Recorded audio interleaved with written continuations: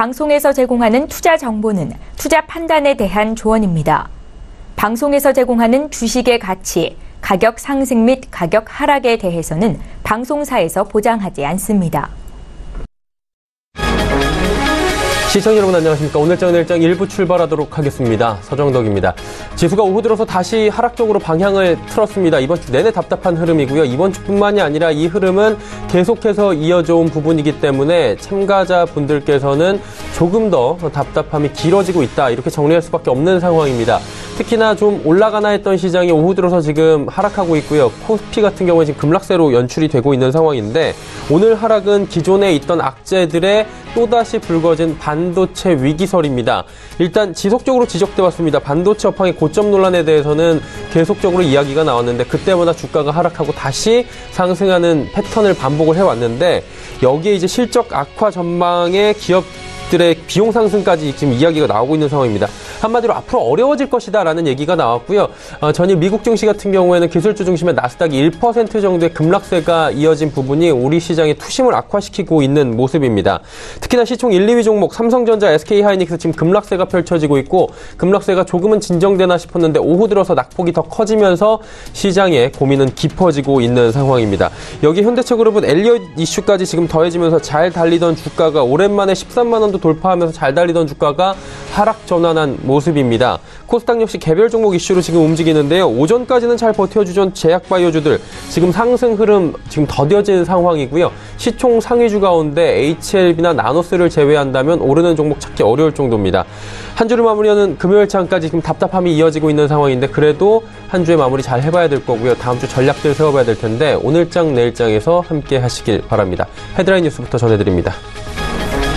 미 국무부는 김정은 북한 국무위원장의 비핵화 약속이 잘 지켜지리라 여전히 믿는다고 밝혔습니다. 또한 최종적이고 완전하게 검증된 북한의 비핵화가 목표라는 점을 재차 확인했습니다.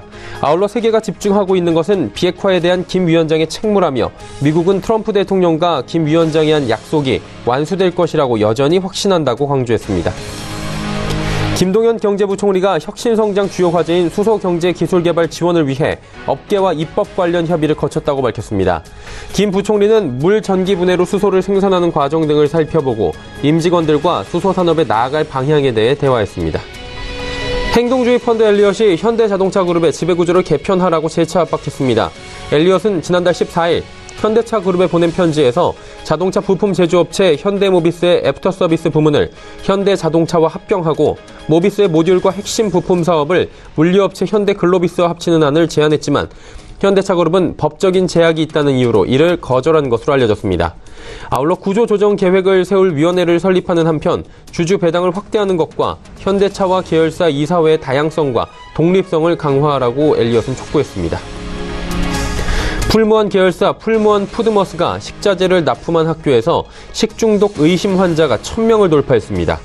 문제가 된 제품은 8월부터 9월 5일까지 6,211박스 생산돼 전량 풀무원 푸드머스로 공급된 것으로 확인됐고 검사 결과 살모넬라균이 검출됐는데 이 균은 잠복기가 최대 72시간에 달해 7일까지는 추가로 식중독 환자가 더 늘어날 수도 있다는 전망입니다. 국내 증시 흐름 살펴봅니다. 코스피부터 만나보도록 하죠.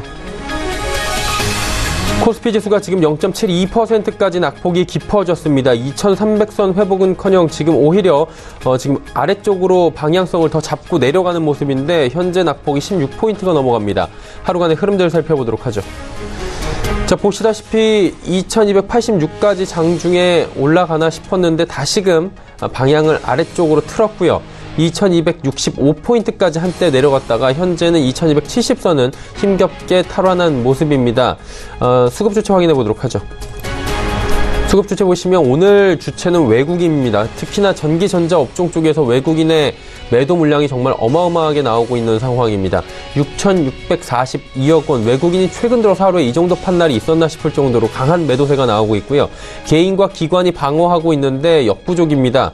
기관은 3,375억 원 삽니다. 특히나 금융투자 쪽에 프로그램 매수가 2,677억 원이나 들어오고 있는 상황입니다. 개인도 하락장에서 2,919억 원이나 매수합니다. 시가총액 상위 종목 살펴보도록 하죠. 말씀드렸다시피 삼성전자와 SK하이닉스의 하락이 큽니다. 삼성전자는 2.93%나 빠지고 있습니다. 44,000원대까지 지금 밀려 내려왔고요. SK하이닉스는 장중 5% 하락을 기록하기도 했습니다. 지금 75,000원대 힘겹게 지지받습니다. 셀트리온 강보합권 유일하게 빨간불이고요. 삼성바이오로직스 역시 0.44% 하락하고 있습니다. 다음 살펴보도록 하죠. 시총 4위 잠시 올라왔던 현대차가 지금 엘리엇 이슈로 또 주춤하는 모습입니다. 하락 쪽으로 전환이 됐고요. 13만 3,500원에 거래가 됩니다. 포스코, LG화학, 네이버, 삼성물산까지 전 종목 하락하는 가운데 그동안 소폭씩 꾸준하게 올라오던 삼성물산 오늘 조정 나오네요. 1.58% 하락합니다. 11위부터 15위 종목들 살펴보도록 하죠. 현대모비스는 그래도 2.38% 올라갑니다. SK텔레콤 상승하고요. KB금융 보합입니다. 신한지주 약보합 그리고 한국전력도 약보합권 유지합니다. 자, 다음 살펴보도록 하죠. 코스닥 지수는 지금 약보합권까지 그래도 올라왔습니다. 낙폭을 좀 줄여가는 모습들 보여지고 있는데 814.43포인트 거래가 됩니다. 코스닥은 근데 지금 위아래로 변동폭이 변동 시간대에 비해서 굉장히 빠르게 움직이는 모습들을 보여주고 있습니다. 일중 흐름들 살펴보도록 하죠. 말씀드렸다시피 폭은 깊지 않습니다.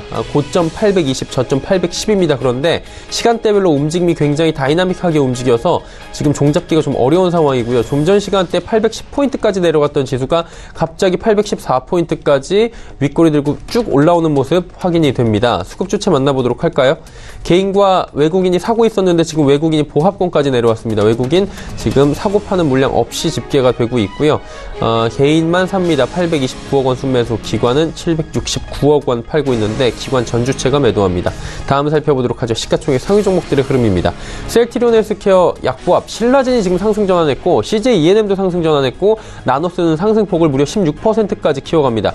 HLB 역시 5.87% 급등 흐름 이어갑니다. 다음 살펴보도록 하죠. 포스코 캠텍도 오늘 4.82%나 올라가고 있는 상황입니다. 메디톡스, 바이로메드, 스튜디오 드래곤 빠지는 가운데 펄어비스가 3.21% 올라가고 있습니다. 펄어비스 같은 경우에는 지금 인수를 한 기업이 있다라는 소식이 들려오면서 전일 실시간 검색어에 밤 10시경에 올라온 모습이 보였는데 오늘 호재로 인식을 하고 있는 모습입니다. 다음 살펴보도록 하죠. 코오롱 티슈진이 그동안 많이 올라왔습니다. 그리고 오늘 조정이 오랜만에 나오네요. 2.55% 조정이 나오고 있고요. 셀트리온 제약 상승합니다. 카카오멜론 아직도 거래 정지 중이고요. 제넥신, 컴투스는 하락하고 있는 모습입니다. 원달러 환율의 흐름 짚어보도록 하죠. 원달러 환율은 1123원 30전인데 좀 파란불 보이긴 하지만 거의 하락폭이 없습니다. 70전 정도 하락하고 있는 상황입니다. 금일폰 방송에서 제공해드리는 정보는 투자 판단에 대한 조언일 뿐입니다. 해당 주식의 가치와 수익률 보장해드리지 않는다는 점 참고해 주시길 바랍니다.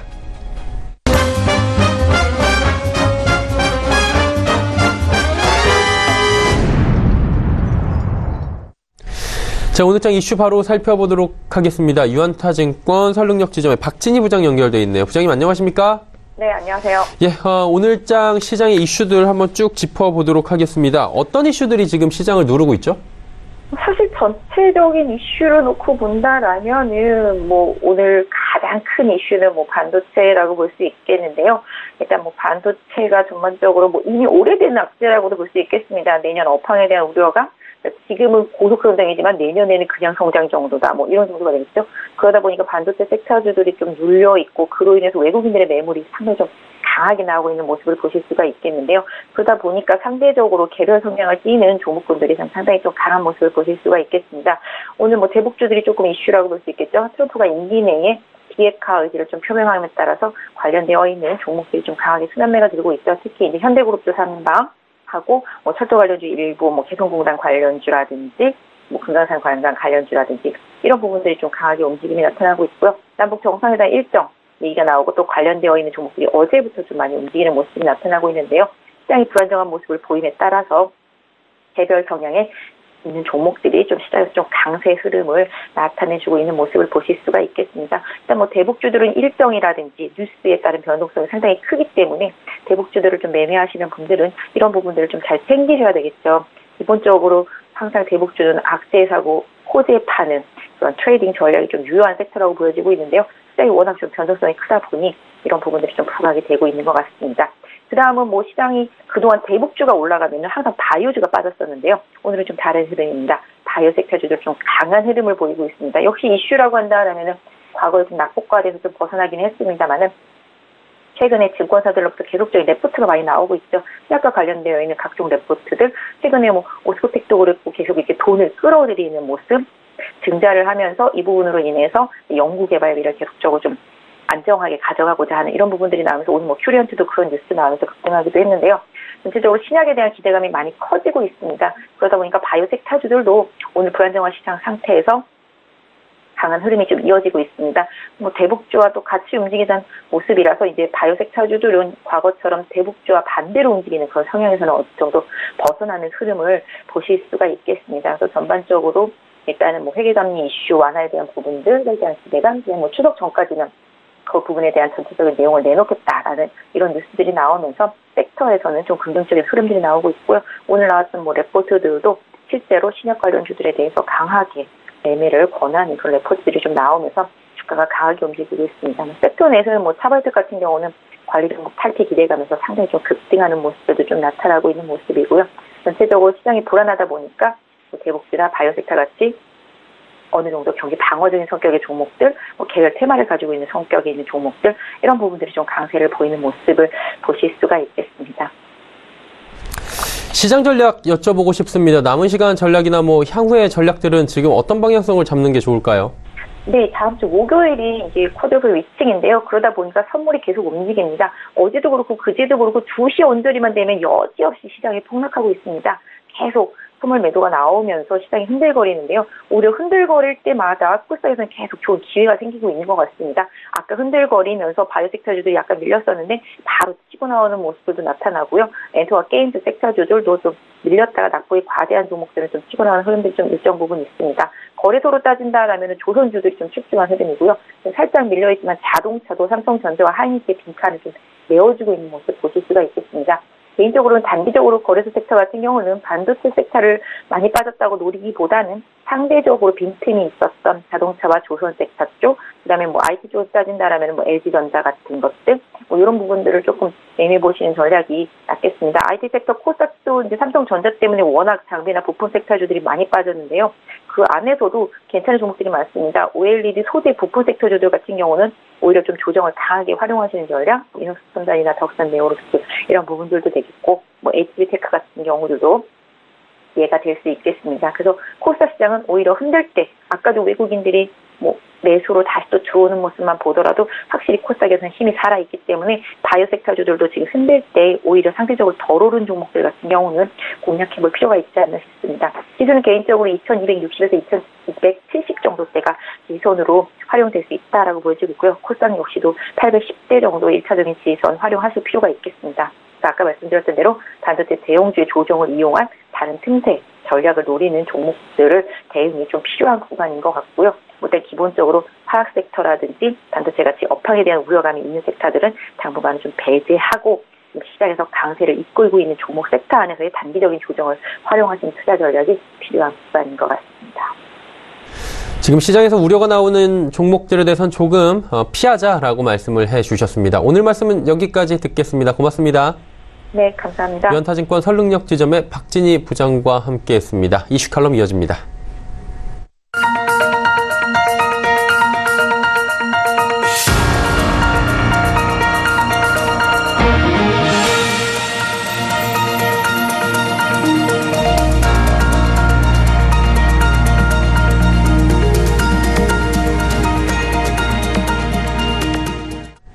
이슈 칼럼 시간입니다. 미중산업경제연구소 조용찬 소장 연결돼 있습니다. 안녕하십니까, 소장님? 예, 안녕하십니까? 네. 미국 같은 경우 뭐 전일 나스닥 시장이 지금 1%대 폭락이 나오긴 했는데 여기에 지금 엎친 데 덮친 격으로 관세 부과 얘기가 나오고 있는데 오늘에라도 중국 수입품 2천억 달러치에 대해서 3차 관세 부과를 지금 실행할 예정이라고 합니다. 이게 굉장히 큰 양이고요. 25%에 해당하는 관세 부과되는 건데 이게 미국 경제에 득이 될지 실이 될지는 지켜봐야 될 것 같습니다. 이게 어떤 영향이 올까요, 미국 경제에? 지금 현재 예고된 제3차 제재안까지 포함시키면 미중 간의 관세 전쟁 규모는 3,600억 달러 정도에 달합니다. 제조업 같은 경우에는 이미 국제 서플라이 체인망이 다 구축되어 있는 상태이기 때문에요. 무역 전쟁이 확산이 된다면 아무래도 20조 달러에 달하는 전 세계 무역 시장 규모의 상당한 영향을 줄 수도 있고요. 미국에도 악영향을 미칠 수가 있습니다. 트럼프 대통령이 당장 2천억 달러의 중국 수입품의 25% 관세를 부과하면 미국은 중국으로부터의 그 수입 물가가 17.5% 정도 상승하는데요. 현재까지 미국의 수입 물가는 7월분이 반영됐기 때문에 아직 그 물가 상승을 체감할 수 있는 상태는 아닙니다. 중국 제품의 미국 시장 점유율이 현재 22%인 점을 고려해 보면 미국 수입 물가는 올해 2.5%포인트 정도 상승할 것으로 보여지는데요. 수입 물가 상승이 미국 소비자 물가에 미치는 영향의 그 탄력성을 보면 0.75 정도가 됩니다. 수입 물가가 중국 때문에 2.5%포인트 상승한다면 미국의 소비자 물가 지수는 0.6포인트 정도 끌어올리게 되는데요. 이렇게 되면 FRB 같은 경우에는 올해 물가 목표 달성하는 것은 시간 문제가 되고요. 이렇게 됐을 경우에 트럼프가 싫어하는 금리 인상이 빨라지는 그 촉매제 역할을 할 가능성이 높습니다. 이 때문에 3차 제재 시에는 미국 증시가 최소 2에서 3% 전후 조정 국면이 찾아올 가능성이 있지 않을까 저는 그렇게 보고 있는데요. 아무래도 이같이 보는 근거는 미국의 보호 무역주의가 시간이 갈수록 미국 물가를 끌어올리고요. 소비자와 기업의 부담으로 작용하기 때문에 그렇습니다. 특히 일자리 부족과 같은 공급 제약 상태에서는 미국 경제는 임금보다는 물가가 먼저 상승하기 때문에 실질 임금을 떨어뜨리는 역할도 하게 되고요. 또 연말 상전을 앞두고 개인 소비도 위축될 가능성이 있기 때문에 앞으로 이와 관련된 소비 물가 동향이 미국 경제 특히 주식시장과 채권시장에 미치는 영향이 크지 않을까 보십니다. 금융시장 보면 사실 미국 쪽에서 단독 승리다, 지금 완승이다 이런 분위기는 강한 것 같습니다. 무역전쟁이 전 세계 투자 자금 흐름에 어떤 영향을 미쳤는지 좀 정리해 주실 수 있겠습니까? 네, 지금 국제 금융시장을 보면은 무역전쟁이 있느냐 싶을 정도로 미 달러라든지 증시는 아직 견조합니다. FRB가 산출한 달러 실효 환율을 보더라도 올해 연초부터 8월까지 5%나 상승했고요. 이 때문에 S&P 500 지수는 8월 달까지 8.5% 상승했습니다. 반면에 유럽 스톡스 같은 경우에는 0.59% 하락. 또 FTSE 100 같이 영국 지수도 마이너스 2% 정도에 그칠 정도로 상당히 양극화가 뚜렷해지고 있는데요. 이러다 보니까 국제 투자 자금 흐름도 미국으로 다시 회귀하는 움직임이 뚜렷해지고 있습니다. 아무래도 미 달러가 강세고요. 또 미국 경제가 다른 지역보다 견조하면서 1년 뒤에도 재정 지출 효과가 경기를 끌어올릴 것으로 보고 있기 때문에 그렇습니다. 앞으로도 FRB 같은 경우에는 3에서 4회 정도 금리를 더 지속 상승시킬 것으로 보여진다는 점에 달러 강세는 여전히 강세를 보일 것으로 보이시고요. 또 세제 개혁으로 인해서 분기당 2,500억 달러 안팎의 대기업들의 해외 보유 자금이 미국으로 지금 유입되면서 자사주 매수에 들어가고 있다는 것도 증시 투자의 그 성과를 높이는 역할을 해주고 있습니다. 특히 미 재무부 같은 경우에는 국제 자본 이동 통계를 보면은 미국인의 해외 투자가 해외 증권은 매각하고 미국으로 다시 돌아가는 자금들이 빨라지고 있다는 걸 볼 수가 있는데요. 1분기에는 340억 달러가 미국으로 환류가 됐고요. 2분기에는 1,060억 달러 정도가 늘어나고 있습니다. 이 중에 2분기에 그 채권 순매도 자금만 보더라도 800억 달러, 주식은 260억 달러 정도에 달하는데요. 미국계 자금의 놀이터가 되고 있는 한국 증시 같은 경우에도 외국인들의 순매도가 계속 늘어나는 이유도 이 때문인 것으로 보여집니다. 근데 미국 투자가들 같은 경우에는 아무래도 해외 증시, 특히 신흥 증시에 투자할 때는 위험 회피성이 어느 때보다 강합니다. 이 때문에 당분간 투자 자금이 미국으로 회수가 되는 과정 속에서는 우리 증시의 변동성도 더 커질 수가 있기 때문에 시청자 여러분들께서는 미국의 통상주의 정책 그리고 그 관세 전쟁이 우리나라의 경제에도 막영향을 미친다고 봤을 경우에 미국 자금들은 좀 더 길게 매도하지 않을까 보여집니다. 일단은 미국이 중국과도 지금 협상을 벌이고 있고 물밑 협상하고 있고 지금 전쟁을 하고 있는 상황인데 나프타 부분도 지금 멕시코하고는 잘 됐다라는 얘기가 있지만 캐나다하고는 잘 안 되는 것 같아요. 캐나다하고 유독 안 되는 이유가 있습니까? 아무래도 트럼프 대통령 입장에서는 중간 선거 이전까지 대선 공약을 실천하기 위해서는 캐나다와 어느 정도 합의가 돼야 되는데 여전히 캐나다가 한 발짝도 물러서지 않는 그런 모습입니다. 아무래도 성역가드 같은 유제품 공급 관리 제도가 버티고 있기 때문에 그렇고요. 반덤핑 관세라든지 상계 관세 조치가 분쟁 해결 절차와 관련해서 캐나다가 불리하다고 여기고 있기 때문에 그렇습니다. 이뿐만 아니라 지적재산권을 둘러싼 양국의 갈등이 워낙 크기 때문에 협의가 정부 당국 간의 합의가 되더라도 의회 비준은 여전히 난항을 겪을 가능성이 크다는 게 캐나다 쪽 의견이라고 합니다. 트럼프 대통령은 늦어도 12월까지는 상개국이 새로운 납다 협정과 관련해서 서명하기를 원하고 있지만 캐나다의 트루도 총리 같은 경우에는 내년 10월에 총선을 앞두고 있기 때문에 현재는 좀 수세에 몰려있는 상황이라고 합니다. 미국에 유리한 합의를 하지 않을 것으로 보여진다는 점에서 트럼프가 희망한 21세용 새로운 납다 협정이 좀 체결이 좀 어렵지 않을까 보여집니다.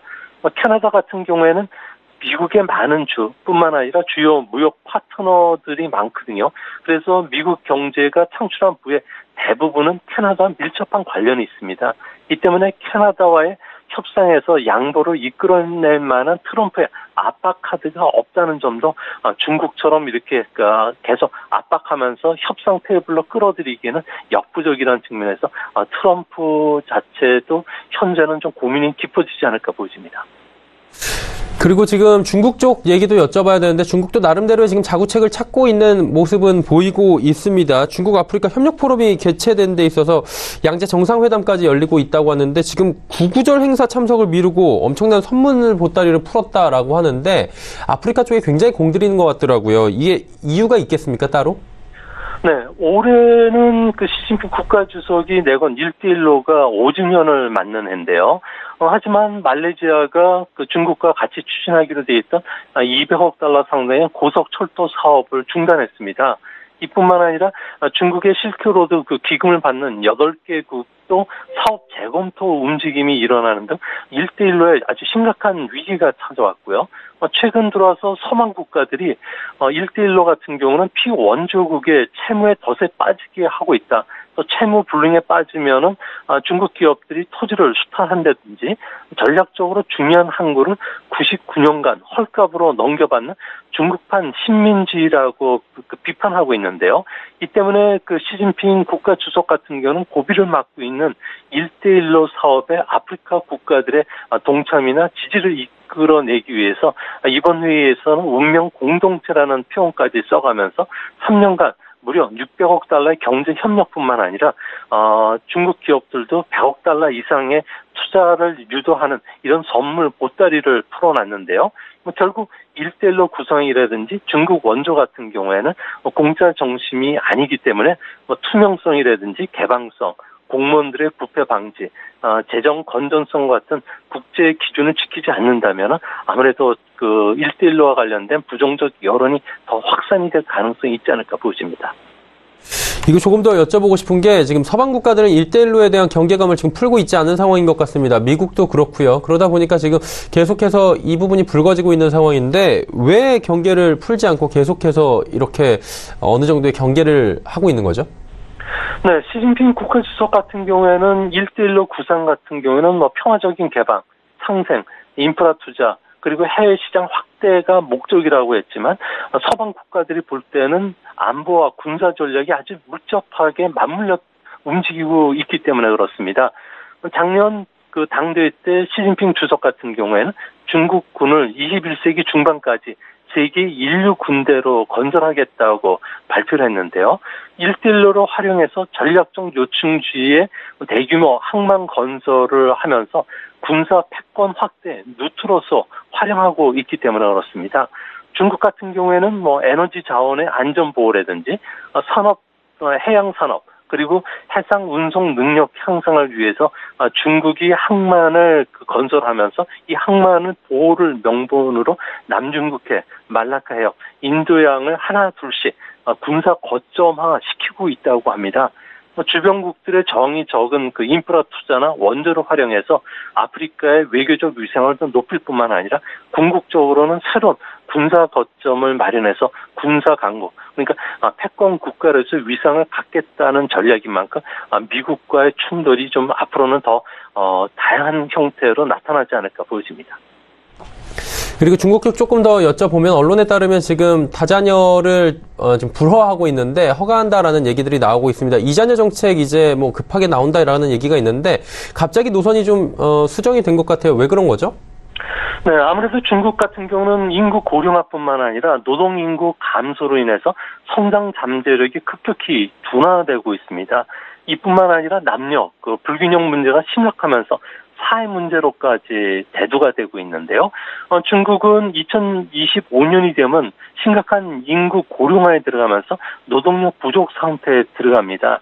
이뿐만 아니라 중국은 노동력 부족을 AI 기술을 발전시켜서 커버할 수 있다고 하지만 문제는 국민건강보험자차 충분히 정비되어 있지 않는 상태이기 때문에 사회 문제화될 가능성이 크다는 거고요.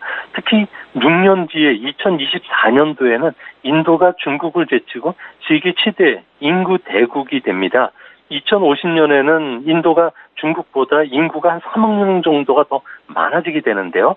이렇게 되면 중국은 제조 강국의 꿈이 무너지기 때문에 아마 이런 위기감이 인구 정책을 바꾸게 됐던 직접적인 원인이 됐던 것으로 보여집니다.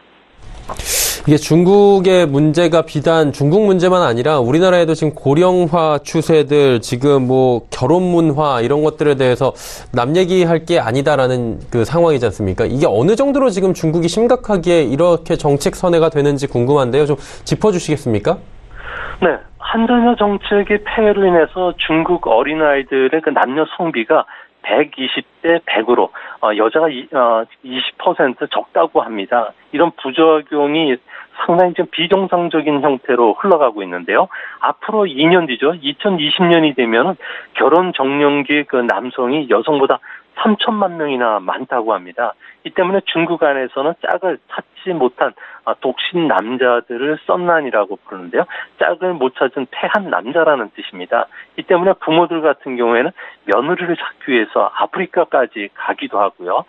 결혼을 포기한 남자들을 도난 청년이라 부르기도 하고요.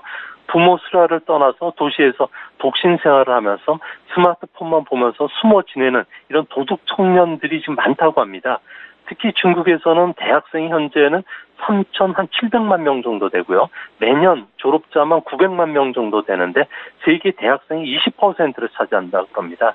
이 중에 일자리를 차지하지 못한 청년들만 600명 이상이 지금 창업 전선에 나오고 있는데요. 대부분은 C2C, 그 장터 사이트에서 직구를 대행한다든지 온라인 투 오프라인의 배달 웹 등에 지금 뛰어들고 있다고 합니다.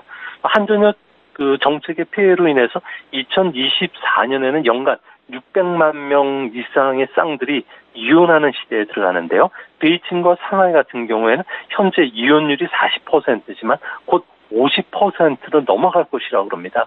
아무래도 그 이혼율이 높은 것은 소황대라든지 작은 공주들이 사치만 하고 제멋대로 자랐던 영향이 큰데요. 중국에서는 양가 조부모가 4명 있고 부모가 2명 있고 그리고 어린아이를 1명을 키우기 때문에 4.11 가정이라는 말까지 서두르고 있습니다. 근데 이혼이 아무래도 부모 집 근처에서 집을 구하고 있기 때문에 이런 이혼을 아파트 이혼이라고 하는데요. 이혼을 막기 위해서 베이징시 정부 같은 경우는 하루 이혼 접수 건수를 1000건으로 하고 있지만 이 대책으로서는 지금 한계가 있기 때문에 앞으로 사회 문제가 좀 심각하게 전개될 가능성이 크지 않을까 보여집니다.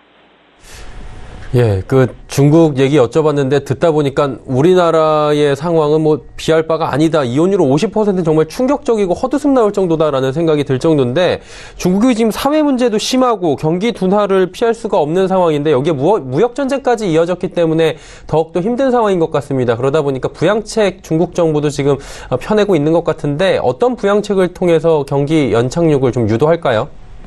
네, 중국 정부도 무역 전쟁이 길어질 것으로 보고 있고요. 또 그 항복하지는 않을 것으로 자기들이 결정을 내렸기 때문에 앞으로 여러 가지 내수 주도의 경기 그 부양책과 관련된 호재들을 계속 발표할 것이라고 합니다. 우선 전인대 같은 경우에는 이번 8월 31일 날 개인소득세법 개정을 승인했는데요. 기초공제액을 매월 3,500위안에서 500위안으로 인상을 시켰습니다. 중국에서는 서민들의 돈을 먹는 3대 기교가 있다고 하는데요. 자녀교육, 주택대출, 의료비를 말합니다. 이번에 소득 개정 법안은 자녀교육뿐만 아니라 주택대출 금리와 임대료, 중병치료와 관련된 비용을 모두 공제해주겠다는 겁니다. 이렇게 되면은 1년에 무려 51조 원 정도가 세수가 덜 거치고 이 51조만큼 서민들의 소비를 부추길 수가 있기 때문에 그렇고요. 이에도 철도 투자와 관련해서는 700억 위안을 늘린 8천억 위안 규모로 올해 늘리고 내년에도 각 도시마다 지하철, 도시교통망 건설과 같은 쪽에 착수를 할 것으로 보여진다는 점에서 앞으로 중국의 그 여러 가지 경기 연착륙을 위한 고민도 더 깊어질 것으로 보여집니다. 그럼에도 불구하고 중국 경기가 안 좋고 지금 여러 가지 어려움이 있음에도 불구하고 중국 같은 경우에는 미국에 대한 강경 자세를 절대 굽히지 않고 있는 모습입니다. 장기화될 경우에는 중국 경제는 또 어떤 공격을 가장 먼저 받게 될지 이 부분 마지막으로 좀 여쭤보고 싶은데 어떤가요? 중국 경제의 가장 큰 취약점은 리먼 쇼크 이후에 급격히 늘어난 그 부채 문제입니다. 중국에서는 민간의 그 부채 잔액이 GDP 대비해서 상당히 빠른 속도로 늘어왔는데요. 2016년도에 그 명목 GDP는 2000년에 비해서 10배는 늘었지만 부채 잔액이 무려 17배나 눈에 띌 정도로 늘어났다는 겁니다. 이 중에서도 기업 부채가 상당히 늘어났는데요. 아무래도 인프라라든지 부동산 개발 투자에 중국의 그 지방 기업들, 국유 기업들이 적극적으로 뛰어든 결과가 된 것으로 보여집니다. 중국에서는 공식적으로 기업 채무의 GDP 대비 비율이 160% 정도에 달하고 있고요. 특히 가계 부채만 하더라도 48.4%로 최고치를 기록하고 있습니다. 이 중에 가계주택 담보대출 같은 경우는 무려 3,600조 원 정도가 되면서 가계부채의 50%를 차지하고 있는데요. 미중 무역 전쟁으로 인해서 수출이 좀 둔화되고 그리고 일자리가 줄어들게 됐을 경우에 중국 정부가 이를 만회하기 위해서 부동산 경기를 좀 부양시킨다든지 각종 그 자금 지원을 통해서 제조업을 좀 활성화시켜주고 있겠지만 아무래도 중국의 성장률이 계속 둔화됐을 경우에는 부채 문제가 중국 경제의 내관이 될 수가 있고요. 이 문제는 우리 경제에도 악영향 미칠 수가 있기 때문에 꼼꼼히 좀 투자하실 때는 살펴보실 필요가 있지 않을까 생각이 됩니다. 예, 미국과 중국 관련된 이야기들 나눠서 하나하나 상세히 좀 길게 짚어봤습니다. 오늘 말씀 여기까지 듣겠습니다. 고맙습니다. 예, 감사합니다. 미중산업경제연구소 조용찬 소장과 함께했습니다.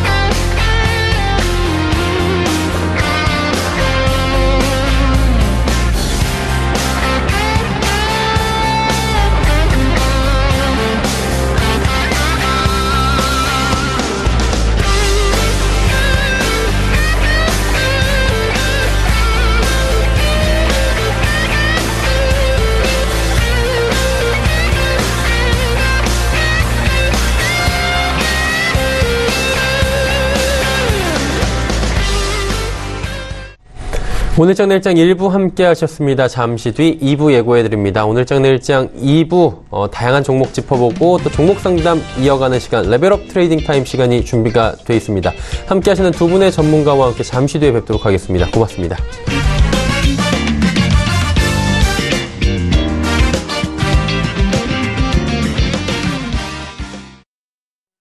본 방송에서 제공하는 투자 정보는 투자 판단에 대한 조언입니다.